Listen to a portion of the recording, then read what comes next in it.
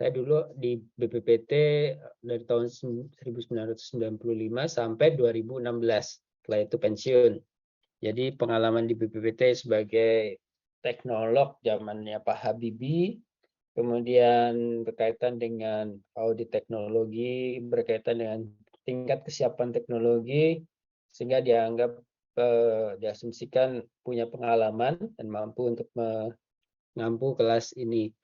Di pertemuan berikutnya, pertemuan ketiga dan keempat, kita mengundang praktisi karena kebetulan ada beberapa usulan proposal penelitian praktisi mengajar melalui program MBKM kalau nggak salah yang dibiayai oleh LPDP, terpilih untuk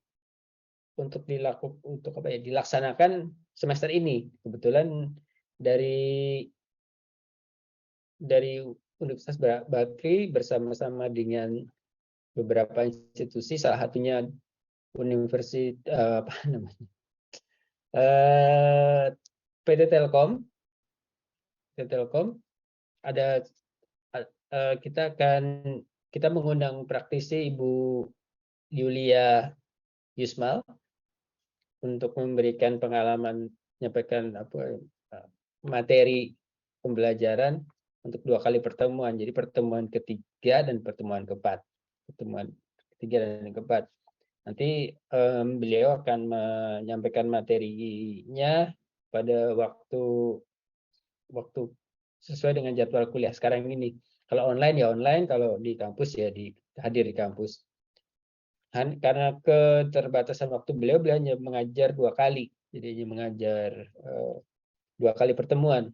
Padahal harusnya kalau bisa lebih banyak, lebih seru ya. Pengalaman praktisi di Telkom mungkin sangat menarik untuk adik-adik yang di SIP dan di TIF. Mungkin kalau untuk yang sipil menarik juga, tapi mungkin lebih ke ini paradigma baru lah untuk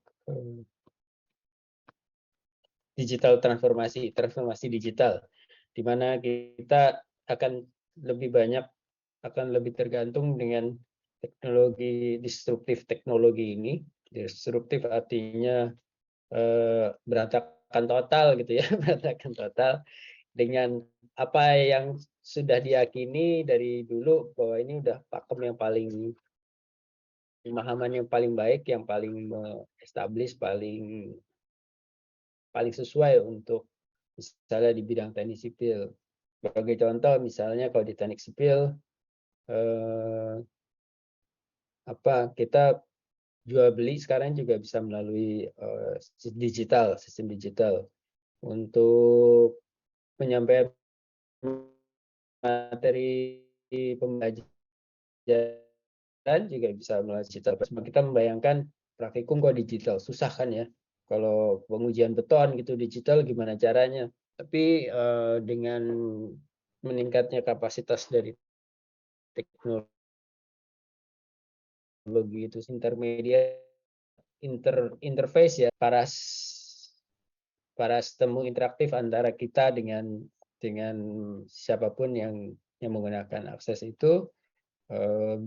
Sebelumnya hanya pasif, hanya satu arah, sekarang sudah bisa seperti yang kita taken for granted ya, artinya sudah sekarang kita gampang lah gitu. Kalau dulu masih membayangkannya aja belum tentu bisa karena keterbatasan teknologi untuk di teknologi digitalnya. Nah, sekarang kita akan mencoba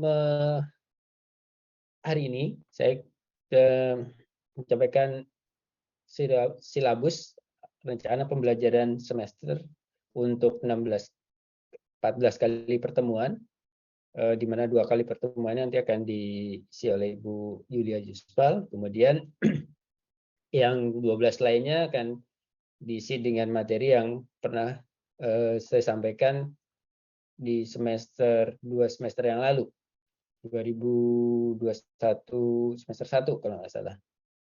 2021 semester 2 itu yang mengisi materinya dosen dari BINUS, Pak Richard Kartawijaya. Betul lah, Richard Kartawijaya. Richard Kartawijaya. Pak Richard ini bekas CEO-nya Microsoft, dan beliau pernah menjadi CEO-nya Microsoft, dan beliau Microsoft Indonesia, bukan Microsoft Amerika, Microsoft Indonesia, country manager kalau nggak salah sebenarnya itu ya. Dan beliau sangat berpengalaman untuk startup. Selain daripada itu juga kita punya kegiatan bersama dengan di Bakri itu ada pusat inkubator teknologi yang diketuai oleh Pak Haris, siapa? Haris Wahyudi. Pak Haris Wahyudi, mungkin nanti kita akan berinteraksi juga dengan beliau. Pak Haris dosen di SIF atau di TIP ya? Lupa. Kalau nggak salah di food teknologi, ITP. Beliau di prodi beliau juga mengembangkan startup yang berkaitan dengan prodinya itu. Nah, waktu itu ada MOU kalau nggak salah dengan reaktor Singapura. Maaf ya, saya lupa, nanti Pak Budi cek lagi. Di mana dari kerjasama itu sebenarnya reaktor itu adalah startup, tujuannya untuk memberi nggak pasti juga. Memang ini agak kalau berkaitan dengan tim dan SIP nih Pak Budinya agak galau bicaranya, karena memang nggak punya pengalaman yang cukup banyak tentang startup ini. Tapi dari paparan ini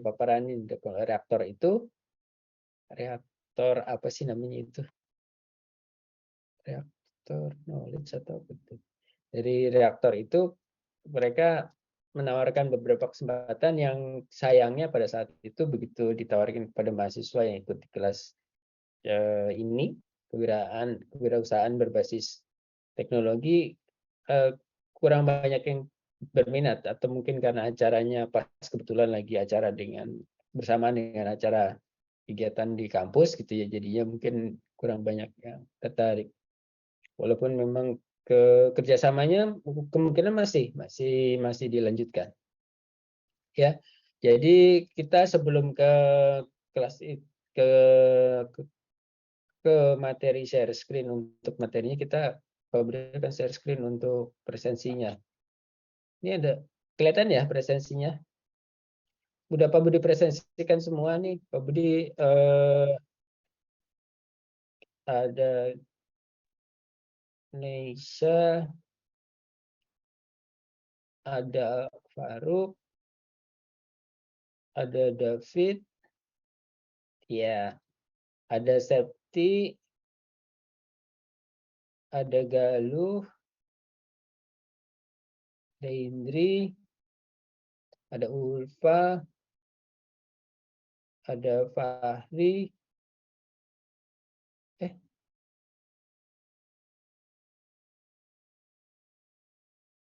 oh iya ada Fahri, yang belum ada mungkin Farid ya.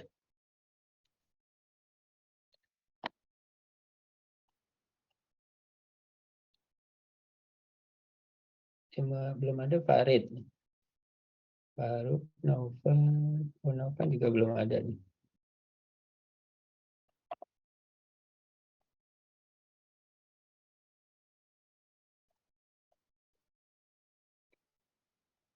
Sebentar ya.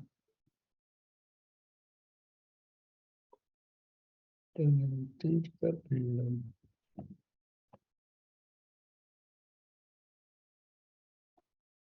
Oke, ini sementara Pak Budi simpan dulu. Kita yang hadir berdelapan ya. Kita yang hadir berdelapan ya, termasuk Pak Budi. 9.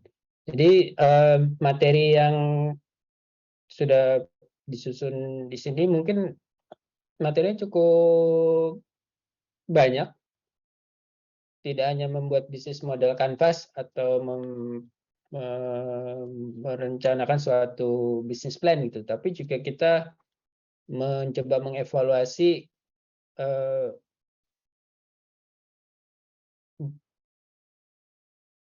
beberapa bisnis model, bukan bisnis model, beberapa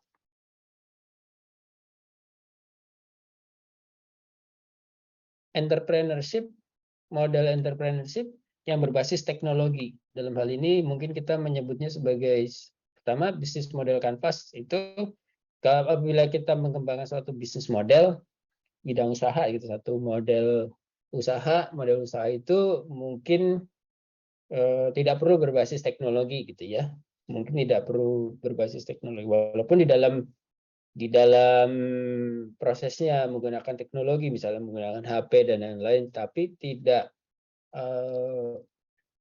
produknya itu tidak memerlukan suatu teknologi gitu. Atau kalau di Amerika mungkin karena paten invensi sudah begitu majunya, kemudian inovasi juga sudah sampai di tahap industri, bisa dikembangkan suatu teknologi yang lean, artinya lebih unggul, lebih condong, lebih besar kemungkinannya berbasis teknologi. Ya, inovasi model usaha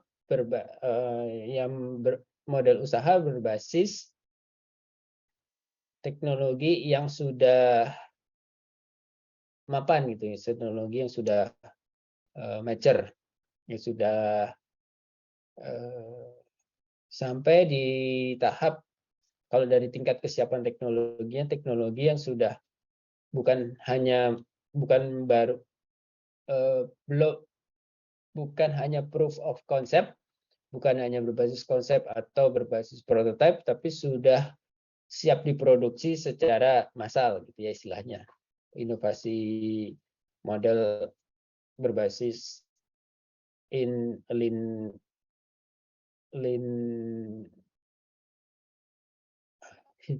teknologi gitu ya.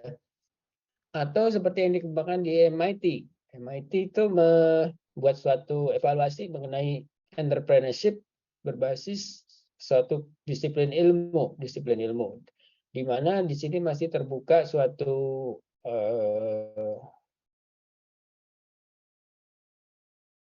kecepatan, akselerasi, bisa diakselerasi dari capaian dari disiplin ilmunya itu sendiri. Misalnya kita menggunakan teknologi yang solar cell gitu ya. Teknologi solar cell, kita jualan solar cell, saingan kita mungkin sudah sangat banyak gitu ya. Di toko sebelah juga jualan solar cell. Tapi yang kita jual di sini adalah solar cell yang menggunakan material hasil riset yang terakhir, yang lebih baru gitu. Yang tadinya mungkin efisiensinya hanya 20%, solar cell yang kita pergunakan dengan perovskite misalnya gitu, bisa mempunyai efisiensi lebih dari 35% misalnya gitu ya. Nah, disiplin entrepreneurship ini dikembangkan oleh MIT terutama karena MIT adalah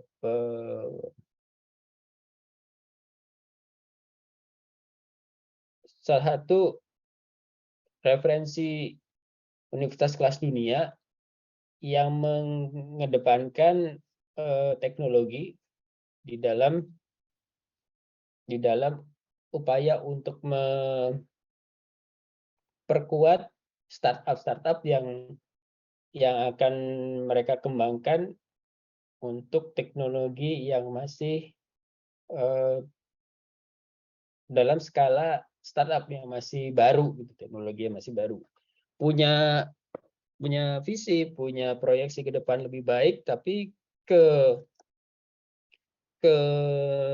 produksi massalnya masih belum seperti kalau kita lihat misalnya komputer gitu ya, kita nyebut sebagai komputer semua komponennya mungkin sudah diproduksi di Cina, hanya tinggal nanti dari brandingnya kita bisa branding Indonesia, bisa branding dari India, kita bisa branding dari mana, kompetisinya pun juga nanti lebih ke customize, lebih banyak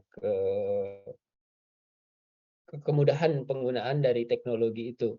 Nah, di sini di disiplin entrepreneurship itu dikategorikan sebagai itu, ya.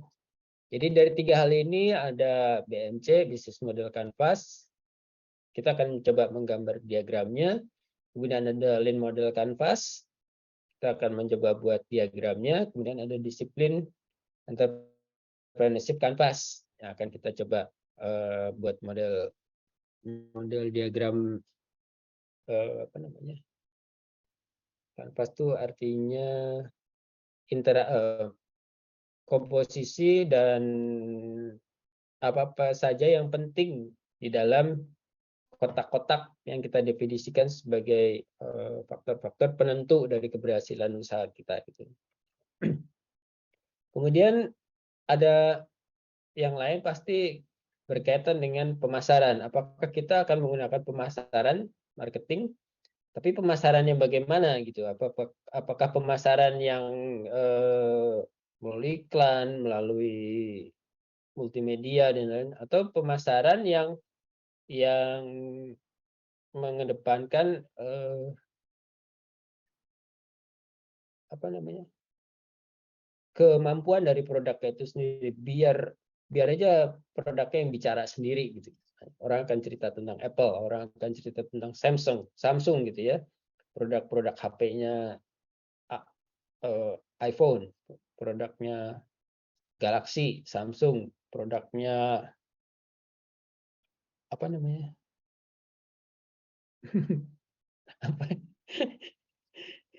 OVO misalnya gitu, produk OVO. Jadi itu akan bicara sendiri, OVO kurang dibandingkan iPhone, atau iPhone nggak enak makainya, atau Samsung lebih mudah pakainya, atau bagaimana. Itu biar produknya aja sendiri, sehingga orang antar promosi atau marketingnya itu berjalan di antara calon-calon potensial kandidat pembelinya berdasarkan apa namanya, kualitas dari produknya itu sendiri.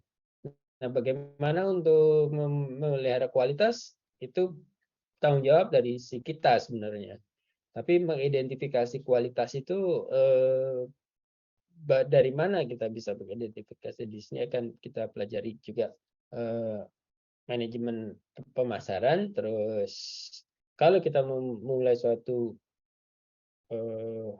usaha, kita perlu membuat suatu rencana, kan, rencana usaha kita tuh bagaimana menulis rencana usaha kita, bagaimana menulis bisnis plan, bagaimana mengoptimalkan SDM dan operasional, bagaimana mengoptimalkan keuangan, misalnya gitu kita kan. Nah, terlepas dari semua yang kita diskusikan di sini, kita perlu melihat suatu pemahaman yang lebih baik tentang yang terukur tentang apa yang kita usulkan tadi, dari bisnis model canvas kita, dari lean canvas model kita, dari deck disiplin entrepreneurship model kita. Secara kuantitatif, secara kita kapan ya untungnya ya kalau kita bikin model untungnya baru 7 tahun seperti Tokopedia gitu. Tiba-tiba Tokopedia dibeli sama angel investor gitu ya, dengan dengan nilai yang fantastis, karena si angel investor yang mungkin melihat ada bank data yang sudah terakumulasi selama 7 tahun itu, yang buat mereka value-nya, nilainya lebih tinggi daripada yang dibayangkan oleh si Tokopedia itu sendiri awalnya, mungkin gitu ya. Jadi si kita ini kita ini kalau kita bisa tahu kita kapan akan dibeli sama orang, dipinang oleh orang gitu, itu bisa kita jual, kemudian kita bikin lagi yang sama. Kalau dalam prosesnya ternyata tidak selama itu, misalnya tidak 10 tahun gitu, tapi mungkin hanya 5 tahun atau bisa lebih cepat, mungkin kita mungkin orang akan banyak yang meniru, tapi juga kita juga akan lebih mudah karena kita sudah punya pengalaman dibandingkan dengan orang lain. Misalnya Gojek, Mas Menteri mau menjual Gojeknya gitu, jual sekian triliun misalnya gitu ya. Dia punya modal sekian triliun, terus dia membuat Gojek, bukan Gojek apa ya,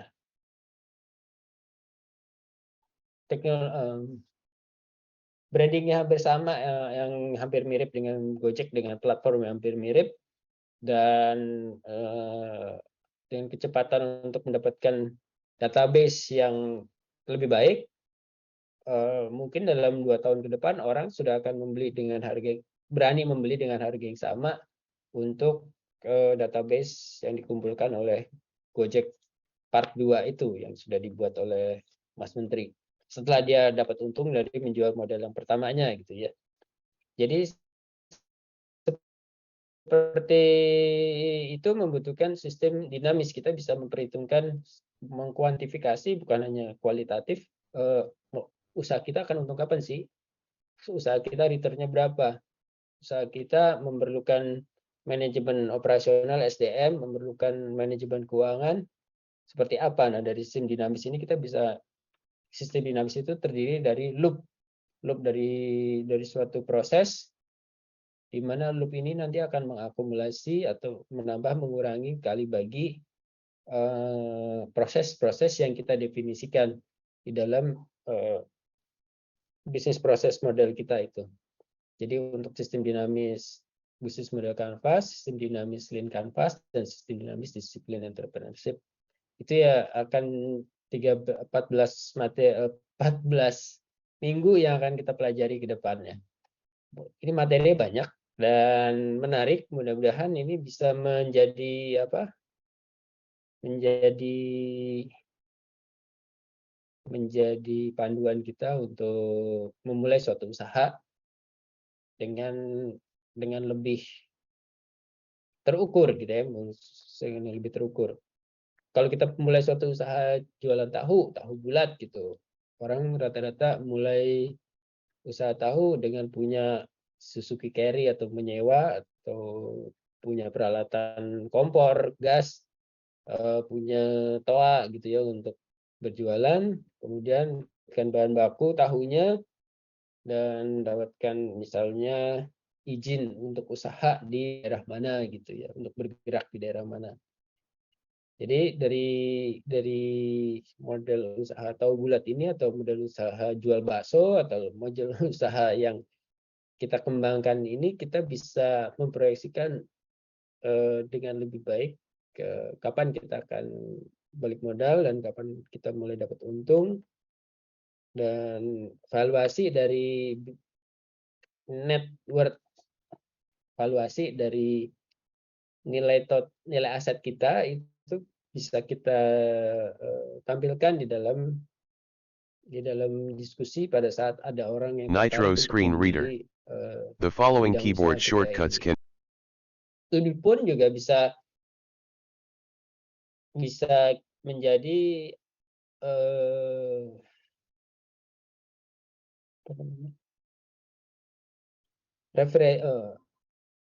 dengan sistem dinamis itu bisa menjadi referensi yang baik untuk ini, referensi yang baik untuk, saya udah sholat belum ya tadi ya?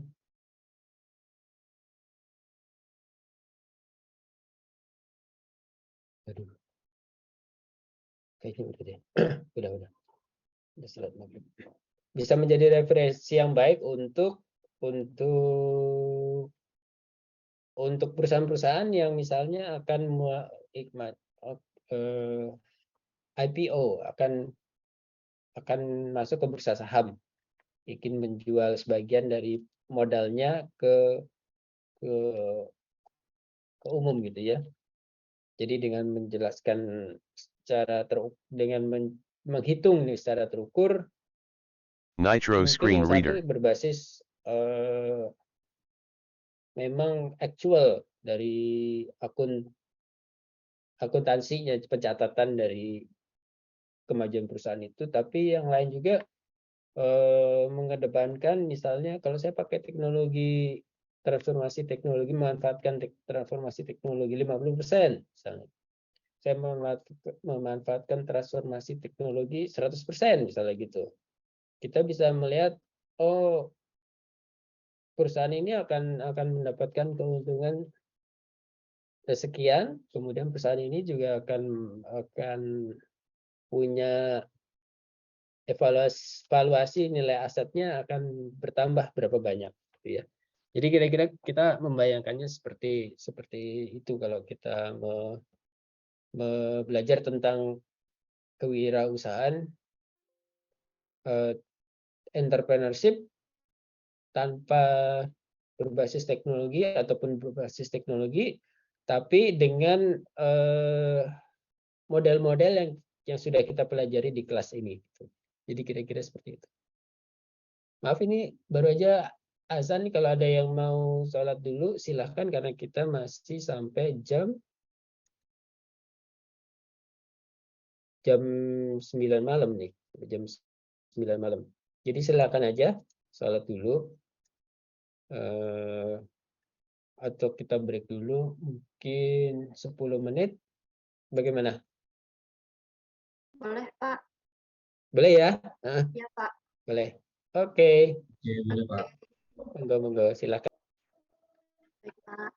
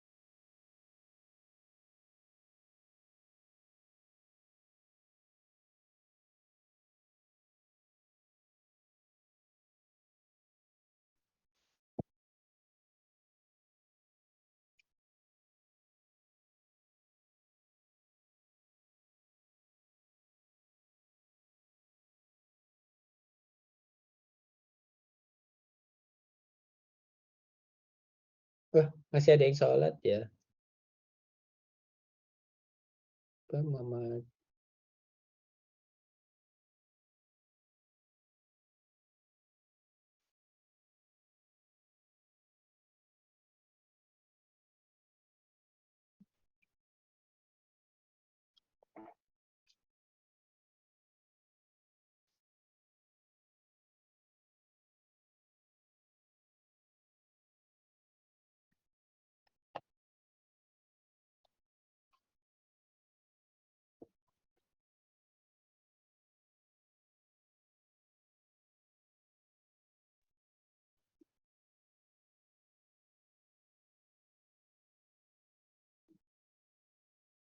Udah ya? Sudah, Pak. Oke. Pak Budi lanjut ya. Jadi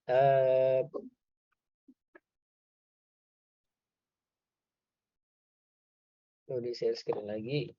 Tadi presensinya. Kemudian ini tadi materinya ya. Jadi dari silabus beberapa kali pertemuan ini kita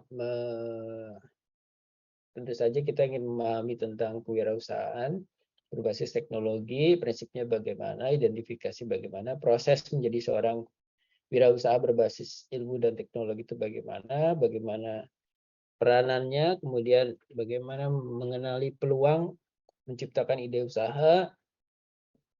Setiap orang bisa berusaha ya tadi, seperti selama dia mau berusaha, ya insya Allah rezekinya ada gitu ya. Tapi sampai sebesar apa dan berapa lama dan apakah itu akan menjadi seperti bisnis franchise yang besar atau menjadi bisnis model yang lain yang sukses atau hanya menjadi usahanya untuk sampai dia bisa menyekolahkan semua anak-anaknya. Tapi setelah itu anak-anaknya nggak ada yang mau melanjutkan usaha bapaknya gitu ya. Jadi kita menciptakan ide usaha itu bisa dievaluasi dari itu. Kemudian tadi karakteristik personalnya mungkin ada yang bergerak di bidang usaha apa, kemudian karakter bisnis usahanya dalam arti apakah menjadi firma yang besar atau masih berbasis bisnis keluarga. Kita bisa melihat seperti beberapa perusahaan obat gitu ya, seperti Boehringer. Jadi Boehringer itu di seluruh dunia mereka produksi obat-obatannya sudah terkenal banyak sekali. Jadi kita mengira dia itu adalah perusahaan besar gitu ya. Ternyata itu masih dalam skala perusahaan keluarga, Jadi nggak ada orang lain di dalam jajaran apa namanya CEO-nya gitu ya, dalam jajaran manajemennya. Yang ada hanya keluarganya aja. Gitu. Jadi karakteristik personal dari bisnis itu membangun persepsi, tapi belum tentu buat orang yang tidak tahu, belum tentu Microsoft tuh siapa sih di dalamnya? Apa keluarganya Bill Gates saja atau siapa saja bisa bekerja yang profesional bisa bekerja untuk Microsoft. Ya, jadi identifikasi karakteristik personal itu menjadi model, menjadi contoh dari kita untuk menentukan ide usaha kita. Terus langkah kreatif apa yang mau kita lakukan? Apakah langkah kreatif itu akan sustain, akan berkelanjutan? Oh, kalau kita melakukan ini kita akan bisa melakukan ini berulang kali atau sekali terus ya udah deh akan berhenti gitu usaha kita ya. Jadi kelayakan usaha itu perlu dilakukan suatu analisis ya, kelayakan usaha, konsep dan market visibility-nya, konsep dari usaha kita dan market dari usaha kita. Karena dalam usaha itu yang paling penting adalah OTX-nya, yang paling penting adalah pembelinya. Ya, kalau kita di bidang pemasaran pasti menjelaskannya beli itu adalah raja gitu ya. Pembeli itu adalah nomor satu gitu, harus kita utamakan pembeli. Tapi kalau kita bisnis usaha makanan, walaupun kita memberikan pelayanan yang luar biasa, tapi yang kita masak tidak enak, gitu misalnya, orang lama-lama juga tidak akan membeli produk kita. Ya. Jadi kelayakan ide itu penting untuk bisa evaluasi kelayakan ide itu penting untuk bisa mengidentifikasi faktor-faktor yang lebih penting dibandingkan dengan faktor lain yang kita anggap penting, tapi ternyata di dalam pelaksanaannya tidak terlalu penting. Tidak terlalu penting dan berarti tidak sustain. Terus bagaimana mengembangkan bisnis model efektif tadi sudah dijelaskan. Nanti akan kita overview sedikit bagaimana bentuk bisnis model Canvas, bagaimana lean model Canvas, bagaimana disiplin entrepreneurship Canvas. Kemudian tadi yang berkaitan dengan pemasaran, bagaimana menulis suatu perencanaan atau business plan, bagaimana manajemen operasional SDM dan manajemen keuangan. Selain itu juga bagaimana kalau kita menggunakan suatu alat bantu. Alat bantu itu sistem dinamis, bisa menggunakan model yang ada visualisasinya, tapi juga tidak harus menggunakan visualisasi, bisa angka-angka selama kita mengerti dengan angka-angka yang kita lihat di dalam hasil perhitungannya itu. Dan sistem dinamis itu bisa kita aplikasikan untuk bisnis model Canvas kita, untuk lean Canvas kita, dan disiplin entrepreneurship Canvas kita, gitu ya. Tujuan utamanya kira-kira hampir sama dengan bisnis model Canvas untuk break even point-nya dan menghitung keuntungan dari proses bisnis model kita ini. Ya, ada banyak faktor yang tadi kita sebutkan, parameter-parameter yang bisa kita evaluasi untuk menghitung kapan kita balik modal dan seberapa besar keuntungan dari usulan usaha kita gitu. Bisa kita evaluasi dengan sistem dinamis ini. Nah, sistem dinamis ini kadang-kadang terjadi secara tidak sengaja. Secara tidak sengaja dalam arti untuk yang sudah berpengalaman lebih memperhatikan di sisi itu gitu. Misalnya yang berpengalaman tentang kualitas pegawai gitu. Pegawainya harus memenuhi persyaratan ini supaya usaha kita bisa menghasilkan suatu produk dengan kecepatan sekian.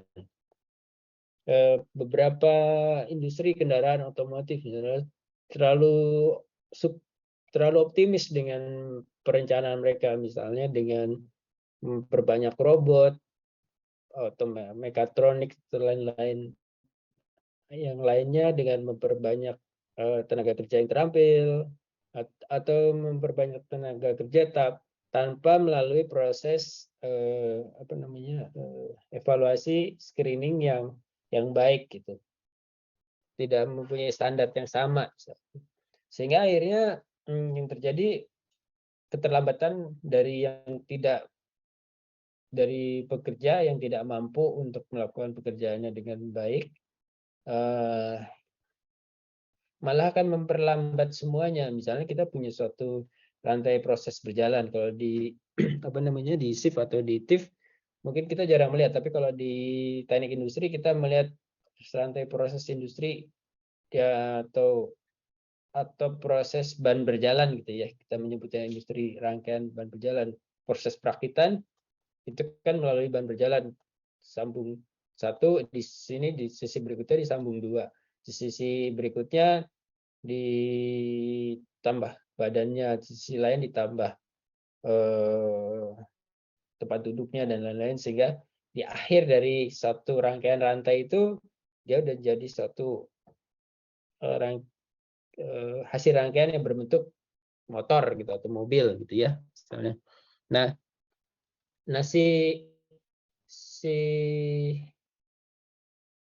misalnya di tengah-tengah gitu kita mempekerjakan karyawan kita yang memasang rantainya nggak pinter gitu.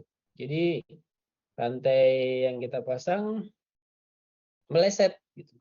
Meleset tapi waktu dites baik-baik saja gitu. Padahal sebenarnya dia tidak pas benar gitu. Akibatnya apa? Begitu mobil-mobil itu sudah terdelivery, sudah dibeli orang, baru pernah nggak ada kejadian yang kalau kita perhatikan ya, misalnya ada mobil jenis ini Hyundai atau dari Wuling atau dari mana? Nggak mungkin sih kalau Wuling, Hyundai mungkin ya, atau dari Toyota gitu, atau Nissan ditarik dari peredaran karena untuk diganti, misalnya valve apanya diganti, shock breakernya atau diganti apanya, bagian dari komponen mesinnya, sebanyak sekian puluh ribu karena ditemukan cacat pada desainnya. Mereka menyebutnya cacat pada desain, tapi mungkin juga itu kesalahan pemasangan misalnya gitu kan, kesalahan pemasangan itu yang akan diganti. Jadi kerugian waktu dan usaha untuk memperbaiki itu menjadi sangat besar karena kita tidak mempunyai tenaga yang cukup mampu untuk bekerja dengan baik, misalnya seperti itu ya. Jadi mungkin untuk industri lain yang tidak terlalu sulit, mungkin hal ini tidak terjadi, tapi di industri-industri yang spesifik mungkin itu bisa terjadi. Jadi walaupun di atas kertas kita punya perhitungan-perhitungan yang secara kuantitatif pun meyakinkan gitu ya, tapi dalam evaluasinya, dalam prosesnya kita perlu selalu memperbaiki evaluasi dari sistem dinamis yang sudah kita buat kuantifikasi itu, terutama apabila kita punya proses industri yang berbasis apa namanya komponen produk dari tempat lain gitu, dari pihak ketiga. Misalnya kita merakit mobil Mercy atau BMW, tapi spare partnya dari Cina gitu misalnya. Nah itu deh, jadinya hasil dari sini mungkin bagus, tapi setelah 1 tahun 2 tahun ditemukan bahwa yang dari Cina itu harus diganti, sehingga seperti yang tadi Pak Budi ceritakan, kerugiannya ada di situ ya. Nah mungkin kalau dari sini ada yang ingin ditanyakan, silakan. Enggak ya, cukup jelas ya.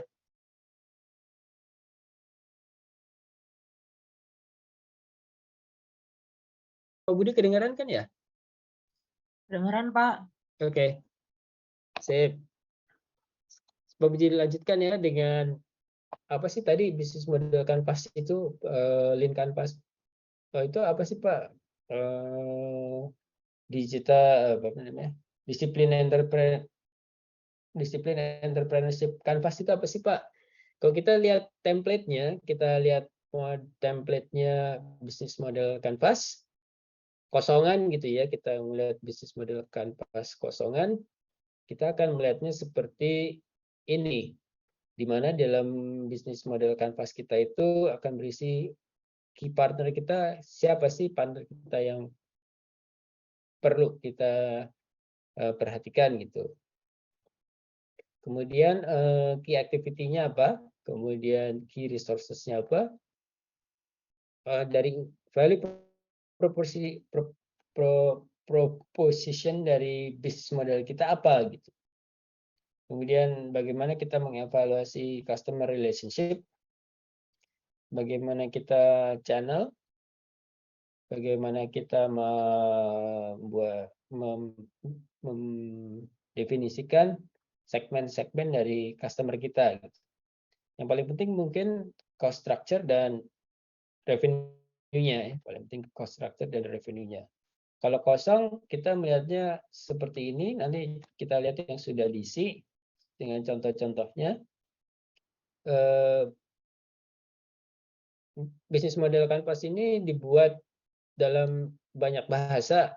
Contohnya tadi bahasa Inggris, kemudian ini bahasa Spanyol, kemudian bahasa Perancis,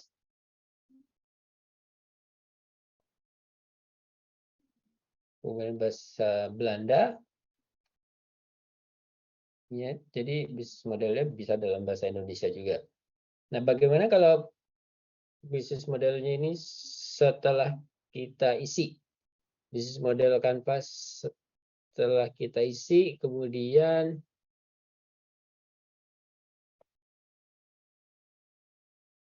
ini sebenarnya sederhana. Ada orang usaha kedelai, edamame, terus di edamame itu kalau di Jepang itu kedelai disebutnya sebagai edamame. Kedelai hijau itu disebutnya sebagai edamame. Ini contoh penerapan bisnis Canvas modelnya seperti apa untuk usaha edamame. Canvas yang tadi kosong itu kita lihat seperti ini. Kemudian ini ada penjelasannya, hipotesanya bagaimana. Kemudian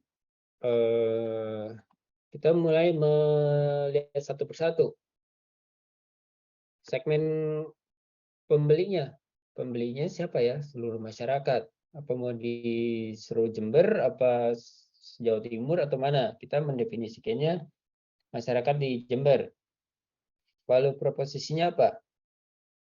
Kita mau buat edamame goreng. Kenapa kok edamame goreng? Karena dia lebih renyah, mungkin tidak terlalu berminyak, tidak menimbulkan dan tidak memerlukan bahan pengawet. Bagaimana hubungan customer relationship ke konsumen untuk edamame? Misalnya kita memberikan feedback kita memerlukan feedback dari customer, kita membuat kontak person di situ. Apabila ada keluhan,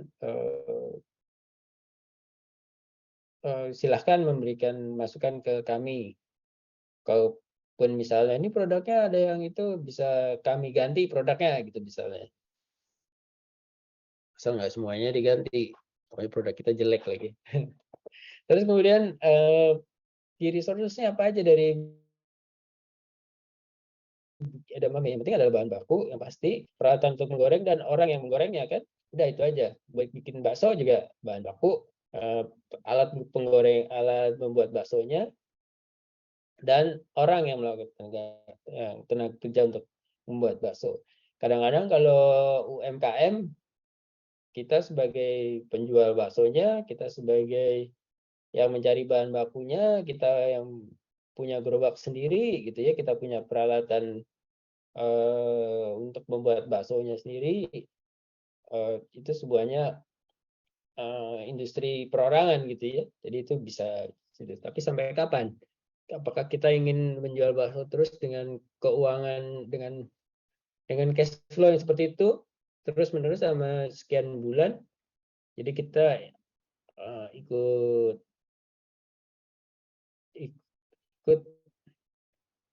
paling tidak kita tidak kelaparan dari usaha industri makanan misalnya gitu ya, dan sampai waktu yang cukup lama, mungkin 20 tahun usaha kita yang nggak berkembang, itu aja.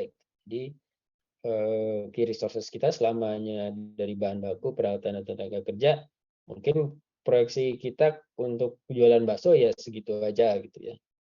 Nah kemudian channel, misalnya goreng edamame goreng ini contohnya mau dijual langsung, kita punya channel nggak? Punya akses untuk menjual langsung atau tidak gitu. Jadi kalau nggak ada ya kita jualannya, kita bawa jualan keliling gitu ya kepada masyarakatnya. Kalau ada orang yang ingin beli ya ya pembeli akan membeli di tempat-tempat yang kita lewatin, atau menggunakan tadi itu sekarang teknologi, tapi masih terbatas untuk pemasarannya, penjualannya, promosinya, promosi penjualannya. Untuk pembuatannya masih tradisional misalnya gitu ya. Kemudian perhitungan revenue stream-nya kita. Jadi perhitungan revenue stream-nya dari bisnis model kanvas kita itu bagaimana. Terus kemudian apalagi yang mungkin masih bisa kita jual dari rangkaian industri, proses industrinya itu, misalnya tadi daya edamame ada limbah produksinya masih bisa kita jual kepada peternak gitu ya. Pemanfaatan limbah bisa kita lakukan seperti itu. Key activity-nya terutama sekali kita adalah melakukan pembelian. Pembelian kalau bahan bakunya berlebih kita melakukan penyimpanan, kemudian kita melakukan produksi, itu pembuatan edamame gorengnya, proses produksinya, sampai kemudian kita melakukan proses promosi, pemasaran, serta evaluasi dari hasil semuanya itu, hasil satu rangkaian proses, dan kita mengembangkan produk yang mungkin edamame-nya orang lebih suka. Kalau di Jawa Timur mungkin ini harus pedas nih, kasih cabai gitu ya, jadi lebih pedas. Atau di Sumatera Barat mungkin harus lebih banyak mericanya gitu ya, jadi edamame goreng merica gitu misalnya, jadi lebih itu. Nah sekarang di partner kita siapa gitu? Kalau kita mau menjualnya dalam jumlah yang lebih banyak, kalau kita punya kompetisi dengan orang lain, dia beli nih soalnya kemasannya lebih kelihatan higienis gitu ya, lebih sehat gitu. Kantongan kemasannya tertutup dan lebih mudah dibuka, lebih mudah dibawa dan lain-lain misalnya gitu ya.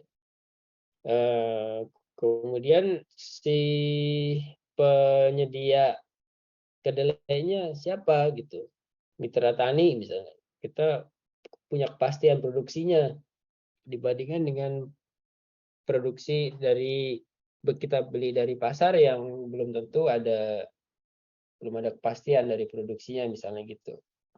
Jadi ke key partnernya seperti itu contohnya key partnernya. Kalau key partner yang lain misalnya spesialis, orang-orang spesialis mengurus perizinan untuk mendapatkan izin legalitas dari Badan POM, dari SNI, dan barcode dan yang lain seperti itu. Kemudian cost structure-nya seperti apa nih? Yang pasti adalah biaya semuanya ya, investasi. Biaya tetap itu dari barang-barang yang kita pergunakan, dan biaya tidak tetap misalnya apa ya, kalau yang tidak tetap ada pesanan dalam jumlah besar, tiba-tiba kita ada biaya transportasi yang harus kita perhitungkan misalnya, atau tidak tetap lama-lama menjadi biaya tetap gitu, itu harus kita evaluasi lagi. Terus biaya penyusutan tentu saja kalau kita menggunakan peralatan pada suatu titik dia akan rusak gitu ya. Walau sebagus apapun kita melakukan pemeliharaan, biaya pemeliharaan tetap ada, penyusutan dan pemeliharaan itu perlu kita perhitungkan juga. Kalau kita misalnya ke produksi parfum kita lihat di Cililitan, di Condet gitu ya, dibandingkan dengan industri parfum di Perancis. Perbedaannya apa? Mungkin di Perancis mereka membuat peralatan untuk penyulingannya itu lebih tahan terhadap cuaca. Jadi dari tembaga, dari stainless misalnya, dibandingkan dengan misalnya di Condet itu pakai panci biasa, pakai material yang gampang rusak gitu misalnya. Jadinya biaya penyusutan dan biaya pemeliharaannya jadi lebih besar gitu ya. Kalau mungkin untuk angsuran kredit dan lain-lain mungkin untuk UKM misalnya gitu tidak terlalu besar pengaruhnya. Tapi kalau kita punya usaha yang industri massal, otomotif dan lain-lain mungkin diperlukan modal awal dalam bentuk kredit perbankan dengan jaminan dan lain-lain untuk mulai suatu usaha, gitu ya. Jadi dari contohnya ini mungkin kalau kita membaca kesimpulannya gitu ya, dari kesimpulannya dilakukan misalnya dengan kuesioner ya, jawaban dari kompilasi dari kuesionernya itu seperti ini. Ada yang tertarik untuk membeli online 74%, atau ingin membeli di pusat oleh-oleh 64%. Edamamenya artificial nggak mungkin, orang pasti inginnya edamamenya asli gitu ya, bukan turunan dari apa gitu. Kenapa kau beli? Karena enak misalnya. Buruan untuk beli untuk oleh-oleh. Apakah dengan kemasan seperti ini akan tertarik untuk membeli? Sekian 88%. Apakah tertarik untuk mencoba? Pasti kelihatannya untuk mencoba iya 100% misalnya. Pernah mengkonsumsi? Pernah sebelumnya. Jadi kualitas produknya yang berbicara sendiri. Kemudian tadi 100% pernah lihat produknya atau belum? Kalau yang ditanya itu memang pas kebetulan dia lagi beli dan dia pernah melihat itu, kemudian ini di sini 100%, tapi bisa juga kurang dari 100%. Ya, jadi kira-kira ininya seperti itu. Kemudian evaluasi bisa secara evaluasi statistik. Nah, setelah kita terkumpul dari kuesioner tadi itu, kita mendefinisikannya sebagai seperti ini, bisnis model kanvas 0 kita.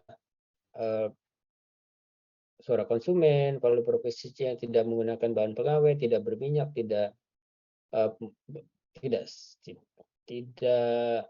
serik itu apa ya? Dan ini adalah produk yang berkualitas. Channelnya ada yang direct selling atau retail. Terus keuntungannya dari penjualan produknya, penjualan minyaknya, dan penjualan kulit, misalnya gitu.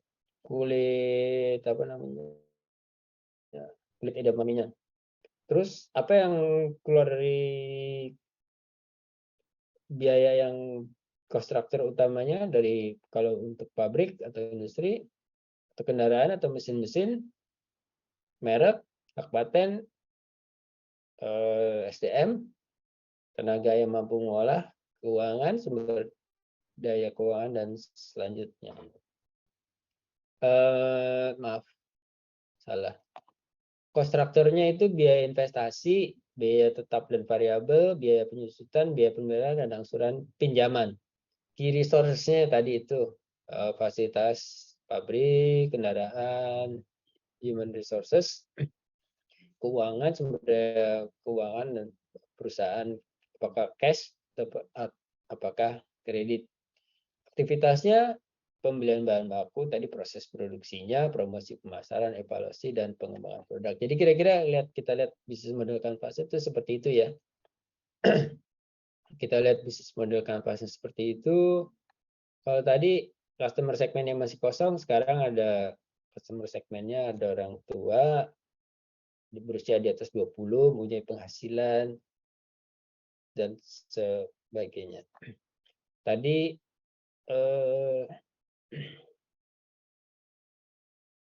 dari channelnya mungkin sebelumnya hanya ada direct selling retailer, sekarang ada online selling, gitu ya.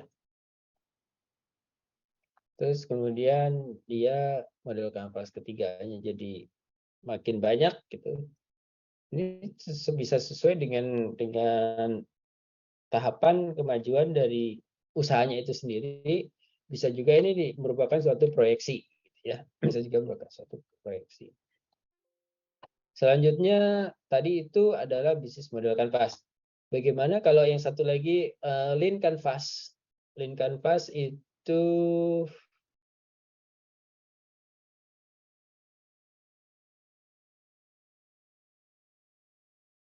hampir mirip sebenarnya ya. Problemnya apa? Kalau tadi di sini problemnya apa? Ini solusinya. Kalau di sebelumnya itu adalah tahapan ya. Terus unique value proposisinya bagaimana? Kemudian ini ada unfair advantage. Kemudian customer segmentnya tetap. Kemudian di sini ada alternatifnya, ada pengukurannya apa, terukurnya apa, konsep-konsep yang lebih daripada proporsi unique value proposisinya yang awal, kemudian channelingnya tadi. Terus kan dari customer segmentnya mungkin ada yang early adopter, jadi idealnya customernya itu seperti apa sih tadi? Tadi kan di bisnis model kanvas kita baru muncul setelah ketiga keempat. Kalau di sini sudah kita evaluasi dari awal gitu ya. Terus cost structure-nya bagaimana? Cost structure-nya tadi fixed variable cost-nya kita list gitu ya. Customer acquisition cost-nya bagaimana? Distribution cost-nya bagaimana? Kalau kita akan hosting, akan menggunakan internet misalnya gitu, hostingnya bagaimana? Cost structure-nya untuk orang-orang kira-kira bagaimana? Dan lainnya.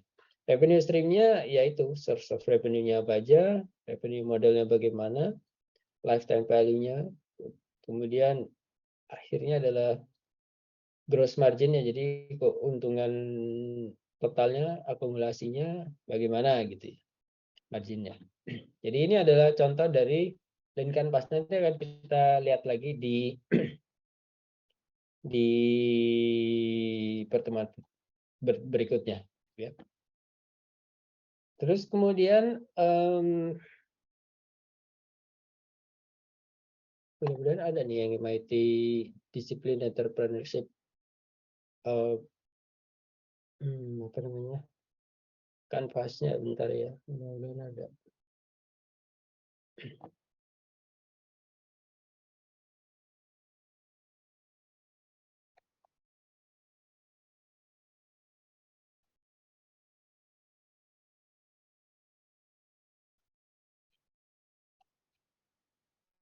Oh iya, kita belum punya ketua kelas nih. Nanti tolong dibuat ketua kelas aja. Nanti dipilih ketua kelas. Kalau ininya udah ya, untuk apa namanya, WA grupnya udah belum ya? Soalnya ada file-file yang cukup besar nih. Takutnya nanti kalau Pak Budi mau ngirim, mungkin Pak Budi bisa share di Google Drive sih. Google Drive-nya bisa di-download. Tidak perlu misalnya approval gitu ya, setiap kali udah otomatis download. Tapi kalau enggak, misalnya mau di-share di WA group juga bisa juga sih. Misalnya kalau dirasa perlu, nanti tolong dibuat aja WA grupnya. Udah ada belum? Belum kan ya? Belum, Pak. Belum. Belum ada, Pak. Oke. Coba mungkin nanti didiskusikan aja dengan teman-teman ya. Oke, siap, Pak. Sip. Farid udah datang ya?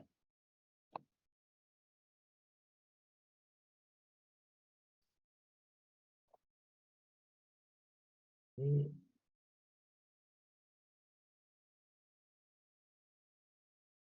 udah dia ya.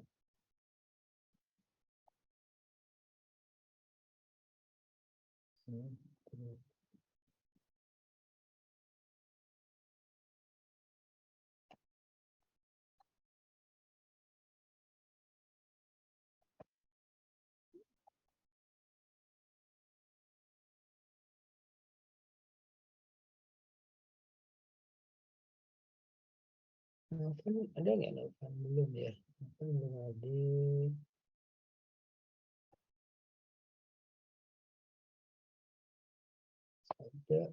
Sabda juga belum. Oke. Lanjut. Jadi tadi di Lean Canvas, kemudian tadi kira-kira yang akan diisi di Lean Canvas itu apa saja ya? Oh maaf. Jadi kalau dari Lean Canvas tadi kita ulangi lagi.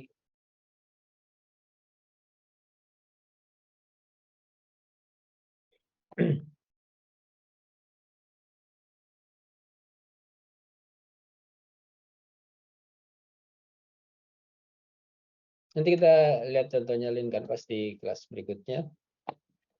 Kemudian untuk yang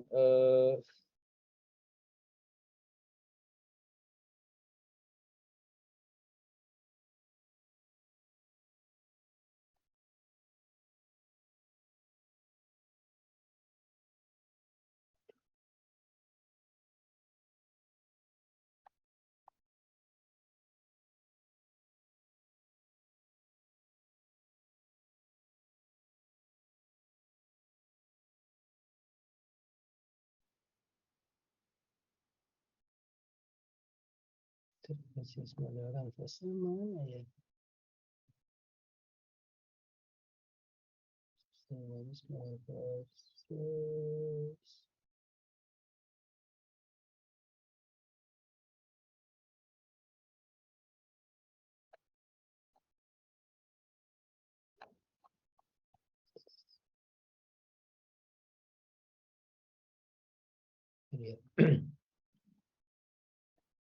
Ini kanvasnya disiplin entrepreneurship canvas.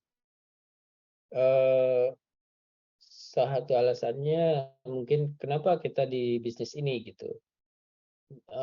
Misalnya missionnya apa sih, actionnya apa, value-nya apa, aset dan idenya apa, gitu. Kemana? Terus kenapa kita gitu, kenapa untuk competitive advantage-nya, kenapa gitu. Kenapa harus kita gitu? Karena kita mau bikin usaha, udah ada McDonald, kenapa bikin French fries gitu, usaha French fries kita bisa kita sampai kita promosikan bahwa French fries kita lebih natural, lebih organik dan lain-lain gitu. Competitive positioning kita di mana gitu dibandingkan dengan yang banyak menggunakan minyak non organik misalnya gitu ya. Bisa kita definisikan di sini. Terus customer acquisition-nya seperti apa? Kemudian peluangnya, window opportunity seperti apa yang bisa men-trigger itu. Kemudian secara ekonomi, maaf, ini 1, 2, 3, 4 ya tadi ya. Salah nih, harusnya habis 1, kedua nih. Initial marketnya, customer-nya siapa. Kemudian nomor 4, competitive advantage. Maaf. Habis, kenapa kita di bisnis ini, kemudian siapa customer kita, value kreasi value-nya apa yang bisa kita lakukan untuk customer kita, kemudian kenapa kita gitu kan, nomor 5, kemudian bagaimana customer kita membeli produk kita, terus apakah kita bisa untung. Ini ada perhitungan evaluasinya, ada LTV, ada KOKA, ada sikatan terminologinya ini nanti akan dijelaskan di pertemuan berikutnya. Kemudian 7, bagaimana kita menjualnya, misalnya. Kemudian untuk jangka pendek, jangka menengah, dan jangka panjang, kira-kira bagaimana? Apakah kita akan mendapatkan keuntungan lebih tetap gitu, does the product make money gitu ya? Apakah nanti ternyata biaya R&D-nya jauh lebih besar atau yang lain-lain gitu ya, misalnya seperti itu. Kemudian 9, design and build. How do you produce the product misalnya? Mungkin kalau yang edamame dan tadi sih mungkin karena kita sudah membuat tempe, membuat kedelai dan lain-lain punya pengalaman cukup tentang bagaimana membuat produknya. Mungkin kita bisa menjelaskan dengan lebih lengkap, lebih baik untuk desain dan build-nya gitu ya. Tapi ada produk-produk lain yang mungkin memerlukan teknologi tinggi, misalnya Elon Musk gitu, dengan keyakinannya saya akan bikin mobil listrik, bikin mobil Tesla, saya mahalin harganya karena baterainya sekian. Orang lain nggak ada yang bisa bikin produk merakit baterai seperti yang bisa saya lakukan untuk merakit baterai.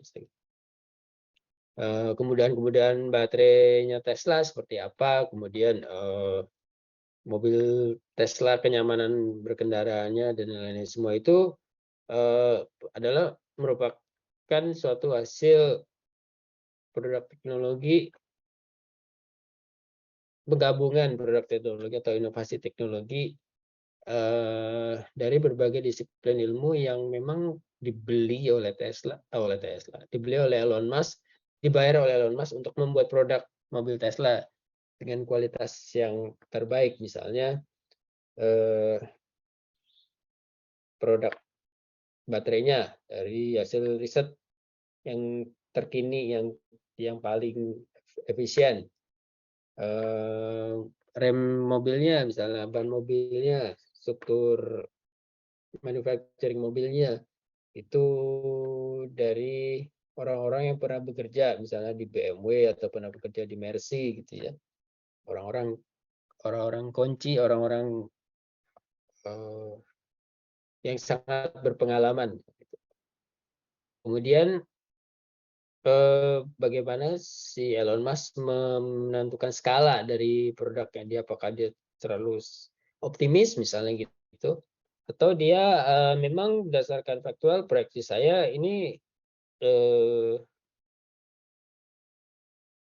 karena nggak ada kompetisi, mungkin kalau kita mulai 5 tahun lebih awal, di 5 tahun terakhir orang-orang udah ngikutin produknya, selalu mereferensinya ke produk kita misalnya gitu kan, bikin lebih baik dari produk kita. Sementara kitanya yang tadinya hanya bisa jarak baterainya sebelum diisi lagi hanya 150 km, sekarang udah bisa sampai 1000 km seperti produknya BMW, produknya Mercy. Tapi si mobil Tesla itu sudah dijual share sahamnya ke umum, ke publik, dengan begitu banyak pembelinya, kemudian pembeli sahamnya ya, bukan pembeli mobil ya, pembeli saham mobilnya, kemudian dia sudah mendapatkan keuntungan yang membuat dia jadi orang terkaya di dunia sekarang kan, dengan program-program lain yang dia investasikan dari usaha mobil Teslanya itu, yang sudah berhasil dari Tesla. Orang percaya kepada dia, jadi dia bicara apa aja, walaupun belum tentu betul, orang udah akan langsung produknya Elon Musk akan beneran jadi produk yang terpakai, bisa dijual gitu. Terus nilai sahamnya akan naik terus. Jadi dia punya keuntungan, advantage-nya dari waktu ya.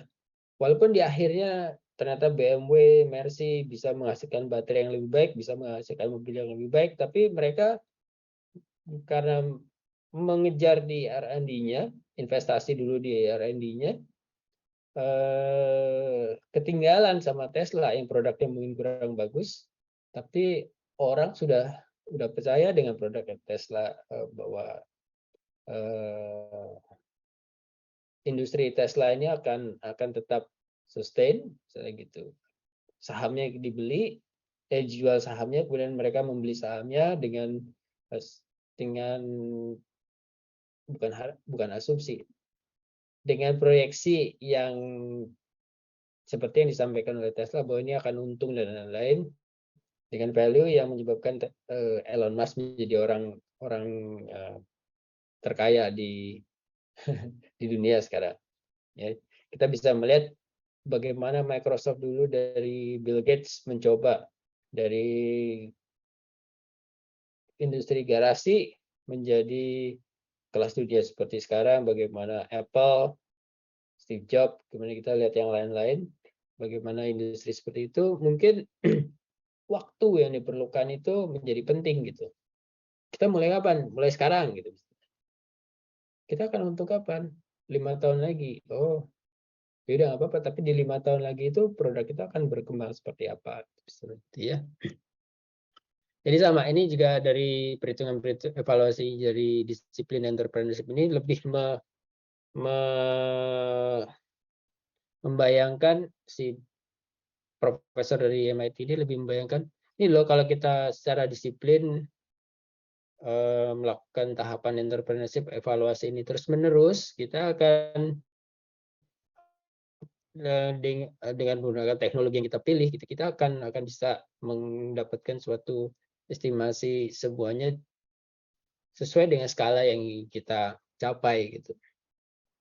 Kita sering bicara tentang skala ya. Kalau Pak Budi bicara tentang skala, mungkin pertama kita bicara tentang skala pendidikan. Kita melihat fasilitas di laboratorium kalau di sipil itu ya segitu-segitu aja gitu. Alat mekanika triaksial, mekanika tanahnya cuma ada satu. Terus kemudian ada perusahaan yang merasa, kok saya punya alat triaksial walaupun mahal, saya investasi, saya beli 5. Jadi saya bisa nerima pekerjaan untuk pekerjaan MRT misalnya gitu dengan adanya 5 ini kita bisa 5 kali lebih cepat daripada Universitas Bagri. Universitas Bagri teori evaluasi seperti ini kita ikutin teori evaluasinya, tapi kita bisa 5 kali lebih cepat sehingga orang yang akan memberikan order tadinya ke Universitas Bagri, kita perlunya banyak loh sampelnya. Apa? Jadi mungkin kita baru selesai sebulan lagi dari perusahaan ini. Pak, saya bisa selesai sebulan dibagi 5, jadi saya bisa selesai 1 minggu.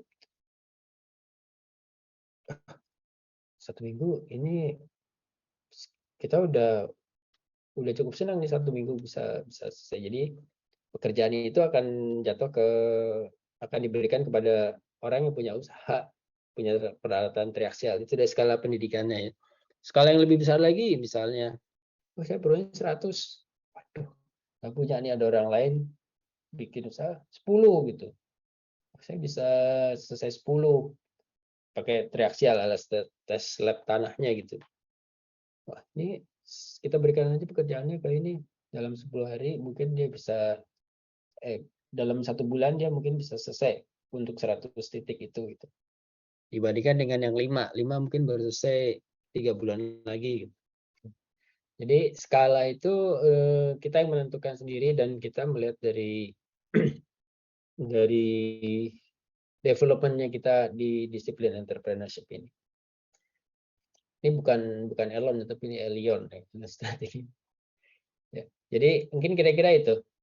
Nah, nanti kita masih agak lama sih ya. Nanti kita akan menggunakan untuk mengerjakan sistem dinamisnya, kita akan menggunakan AnyLogic. AnyLogic itu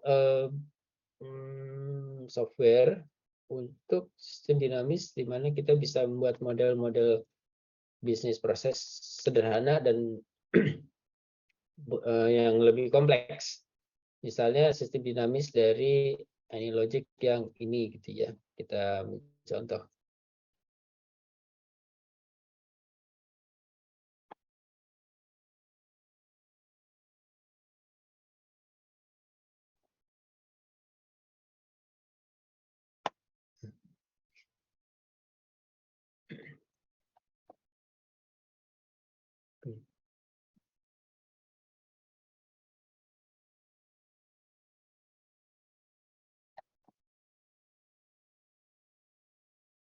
Sistem dinamis dari suatu proyek konstruksi gitu misalnya.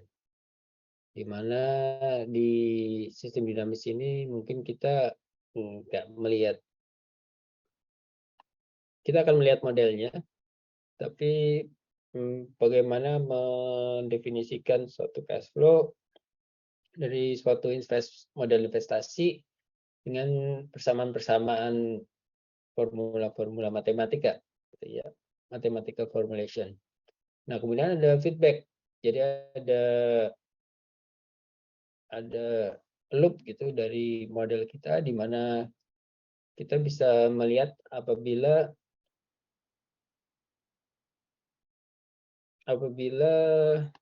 tapi ini kelihatan aja di sini. Apabila model proses kita itu terjadi misalnya konflik, dispute, dan claim. Jadi dari suatu proses produksi terjadi suatu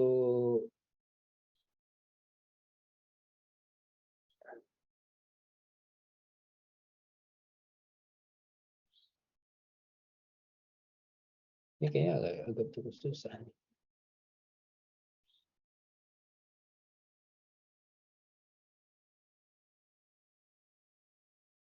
Susah menjelaskan, ini tuh udah terlalu kompleks, kurang sederhana. Coba nanti diulangi lagi untuk model yang lebih sederhana ya. Nah, coba.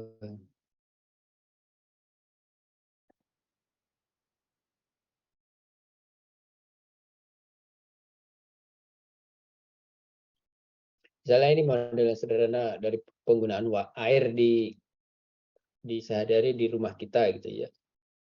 Air itu kita pergunakan untuk toilet, mandi,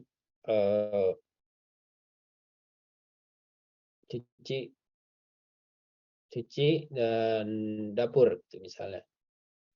Nah, dari ini ada waktu-waktu di mana kita bisa melihat ada pagi-pagi semuanya akan menggunakan mandi, akan menggunakan toilet, sehingga kebutuhan airnya akan naik. Terus sepanjang hari dia akan berada di luar rumah gitu. Jadi sehingga kebutuhan airnya rendah. Tapi pulang sore malam dia aktivitas lagi di rumah, sehingga kita bisa melihat ininya seperti ini ya. Seperti ini bentuk sistem dinamisnya. Sistem dinamisnya di mana feedbacknya? Itu di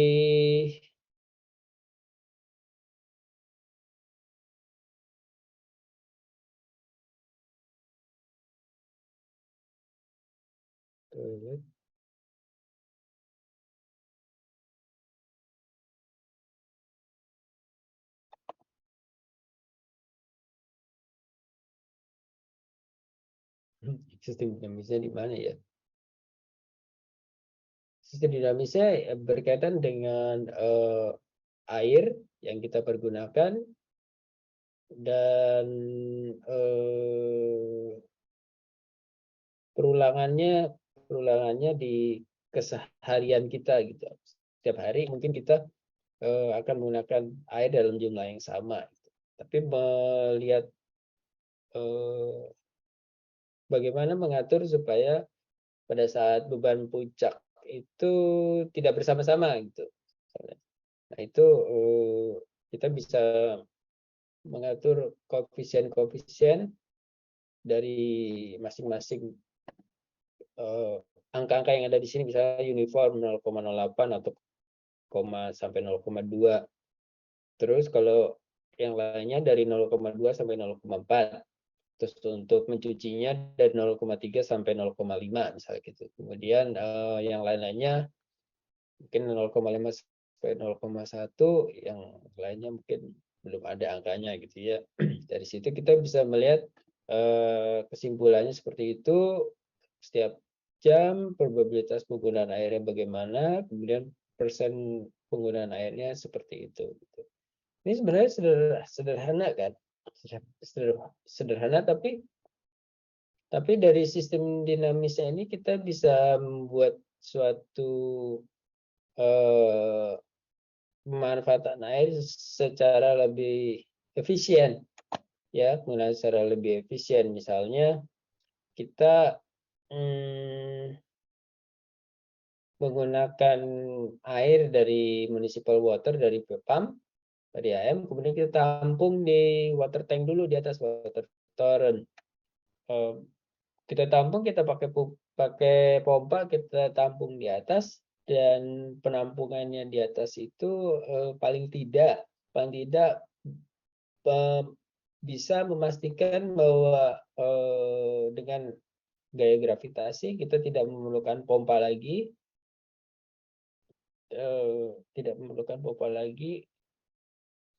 untuk mendistribusikan air kepada kebutuhan air yang tadi kita lihat di atas itu. Perbedaannya kan kalau kita misalnya pakai pompa dari municipal tanpa adanya water torrent, misalnya perbedaannya di situ. Pada saat kita mau memompa air ke penggunaan air di toilet, di kamar mandi, kemudian di itu kita selalu menggunakan pompa. Pompanya kita nyalakan untuk mendorong air dari municipal water tank-nya itu, municipal dari PDAM-nya itu. Karena mungkin kita merasa, dari PDAM-nya nih kurang kenceng nih. Kita ini aja, kita tambahin pompa sehingga air dari PDAM-nya bisa kita percepat, tekanannya bisa kita tambah sehingga kita mandinya jadi lebih enak gitu. Toiletnya juga, flushingnya juga lebih baik gitu buat kita. Kedengarannya seperti itu ya. Tapi kita menggunakan energinya banyak misalnya gitu. Dengan aja rooftop water tank ini kita pompa sekali sampai penuh, terus pompa kita matiin ya. Ketinggiannya cukup, headnya cukup sehingga dia bisa memberikan tekanan cukup untuk semua kegiatan aktivitas di dalam rumah kita itu. Misalnya seperti itu contohnya.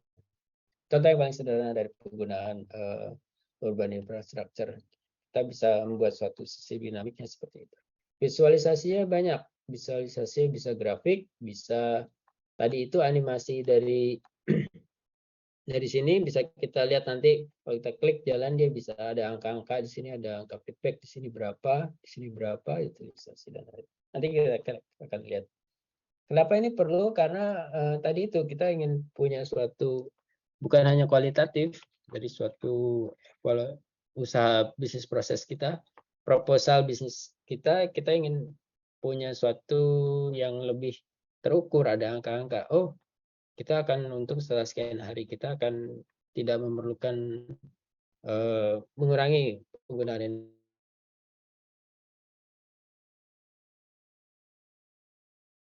untuk tadi contoh air.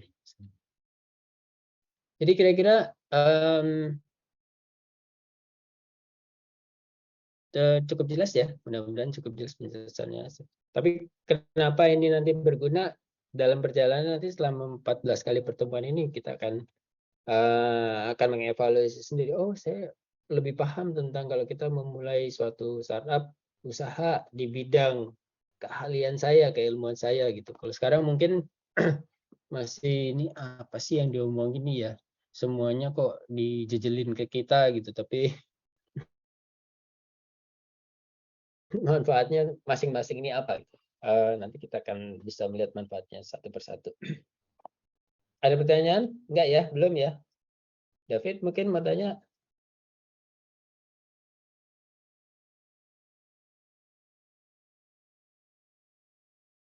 Suaraku kedengeran kan ya?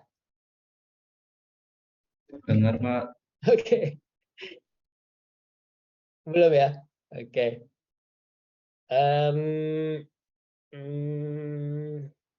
Apa lagi? Jadi kira-kira overview-nya seperti ini. Habis ini masih ada kelas lagi nggak? Udah ya? Udah selesai ya? Udah selesai, Pak. Udah ya. Kalau kelas yang satu lagi yang dengan TV itu kelas karyawan atau kelas reguler ya? Nggak tahu juga ya? Kurang tahu, Pak. Nggak tahu ya? Mungkin kelas reguler kali ya. Waktunya sore sih. Nggak, kemarin tuh sebenarnya pada saat Ibu Julia ketemu, terus kemudian diskusi dengan Pak Iwan Chandra, Pak Iwan mengiranya kelasnya tuh bareng gitu, kelasnya bareng. Tapi ternyata kelas karyawan malam, kemudian kelas yang aktifnya shiftnya malam, kemudian kelas aktifnya sore gitu. Jadi dari ibu praktisi mengajar ini, dari Bu Yulia Telkom, mau Pak Budi pastikan lagi 5 jam mengajarnya Bu Yulia itu terhitung 5 jam di kelas shift aja apa shift dan TIF gitu, karena mungkin batasannya dari LPDP-nya yang akan diberikan maksimum waktu mengajarnya itu hanya 5 jam gitu, bukan 10 jam. Kan berarti kalau di 2 kelas yang terpisah kan kelas shift dan TIF-nya terpisah, berarti yang 5 jam itu jadi 10 jam gitu kan. Ini yang nanti mungkin setelah dilaksanakan akan Pak Budi sampaikan ke Bu Yulia, karena yang bisa diklaim ke Kemendikbud program LPDP MBKM praktisi mengajar itu hanya maksimum sebatas yang diusulkan. Yang diusulkan itu memang hanya 5 jam kalau menurut Pak Iwan. Itu kan Pak Budi pastikan lagi. Mungkin gitu. Jadi kira-kira dari RPS untuk 14 kali pertemuan termasuk hari ini, materi yang kita pelajari cukup banyak. Mudah-mudahan menarik, cukup banyak ilmu yang bisa kita pelajari di sini. Sayangnya kita pertemuannya online, kalau kecuali memang tertarik untuk hadir di kampus, tapi udah malam gini ya. Atau kita mau ketemu kapan gitu, kita punya waktu di luar jam ini untuk ketemu diskusi, nanti kita cari waktu mungkin sebelum UTS kali ya. Sebelum UTS untuk diskusi ketemu di kampus, karena untuk kelas reguler Pak Budi udah mengajari kampus sih, hanya mungkin untuk kelas karyawan dan D3 mungkin memang ada permintaan dari adik-adik untuk online aja deh Pak, online aja deh Bu gitu ya, jadinya belum perlu hadir di kampus. Tapi kalau nanti kita ingin ketemu, habis ini cuma ketemu, rasanya beda deh kalau ketemu di kampus sama ketemu di Zoom gini. Pak Budi setelah 2 tahun, saya setelah 2 tahun online, ketemu mahasiswa juga, Pak saya ini, Pak saya itu. Ini siapa nih? Oh, nambah beratnya berapa sih sekarang kok jadi gondrong? Saya nambah 20 kilo, Pak. Jadinya udah lupa lagi, bukannya kan dari mulai awal sampai itu. Walaupun tiap hari ketemu kita Zoom. Cuman ngebayanginnya dulunya kayaknya lebih kurus deh dia deh. Kayak gitu. Jadi mungkin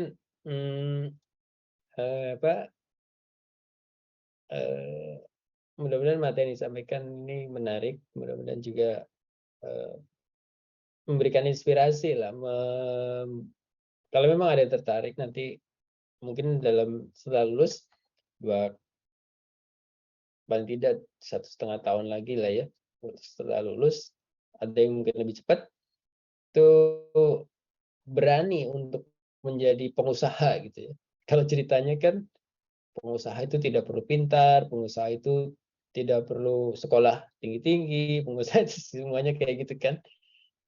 Kalau yang perlu sekolah tinggi-tinggi itu orang yang bekerja di perusahaan gitu. Tapi kalau untuk jadi pengusahanya tidak perlu itu semua gitu katanya, ada yang bilang gitu. Yang bilang itu ya pengusaha yang udah berhasil. Tapi dari 100 orang mungkin yang berhasil hanya 5 orang gitu ya. Yang 5 orang itu bilang, oh, kamu nggak perlu gini gitu. Yang 95 merasa kayaknya saya perlu sekolah deh kalau untuk jadi pengusaha. Akhirnya setelah dia sekolah, ngapain jadi pengusaha capek-capek begini, udah saya kerja untuk orang aja, saya udah pinter kok gitu. Jadi pilihannya seperti itu, bayangannya Pak Budi gitu ya. Tapi bisa aja dengan ilmu, dengan tambahan materi yang kita peroleh dari kelulusan kita gitu, dari sertifikat yang kita punya itu, membuat kita jadi lebih spesifik, lebih ke keahliannya itu. Jadi kita kalau pengusaha kan palu gada biasanya kan, apa yang orang mau kita punya semua gitu, kita bisa menyiapkan semuanya. Tapi mungkin dari ilmu yang kita pelajari, kita lebih spesifik. Oh, saya mau mempertajam di bidang edamame tadi. Saya mau mempertajam di bidang bakso gitu. Saya bikin bakso yang rasanya lebih seperti apa. Saya mau buka usaha ayam pop gitu misalnya. Bukan restoran Padang seperti pagi sore yang semuanya dibuat gitu. Atau Garuda saya khusus ayam pop saya, atau saya khusus rendang saya kemasannya kita bisa produksi sekian ratus kilogram dalam 1 minggu, mungkin bisa kita jual. Itu adalah capaian dari pemahaman yang lebih baik dari mungkin mudah-mudahan dari mata kuliah kewirausahaan ataupun mata kuliah kewirausahaan berbasis teknologi. Jadi kira-kira gitu kalau dari Pak Budinya. Untuk sementara mungkin Pak Budi cukupkan tadi untuk presensinya. Kita sekarang ber-9 ya. Presensinya sudah Pak Budi itu, kalau nggak ada pertanyaan mungkin Pak Budi akhiri kelas hari ini, kalau supaya nggak berlama-lama tadi sampai jam 9 kan ya, kita cukup sampai jam setengah 9. Mungkin gitu, gimana? Oke ya? Oke, Pak. Oke. Insyaallah bermanfaat. Wabillahi taufiq wal hidayah. Wassalamualaikum warahmatullahi wabarakatuh. Waalaikumsalam. Terima kasih, Pak. Makasih sama-sama. Makasih, Pak Budi Pak. screenshot dulu. Boleh nggak Pak Budi foto? Pak. Kalau yang nggak bisa itu nggak apa-apa, tapi Pak Budi screenshot dulu ya sebentar ya. Biasanya ada sih yang screenshot dari BAP, BAA maksudnya. Bentar ya. 1, 2, 3. Ya, sudah. Oke, silakan. Oke, makasih, Pak. Makasih Terima kasih, sama-sama. Pak. Iya, Terima kasih banyak, Pak. makasih sama-sama. Wah, Nisha, David, Galuh, Fari, Farid,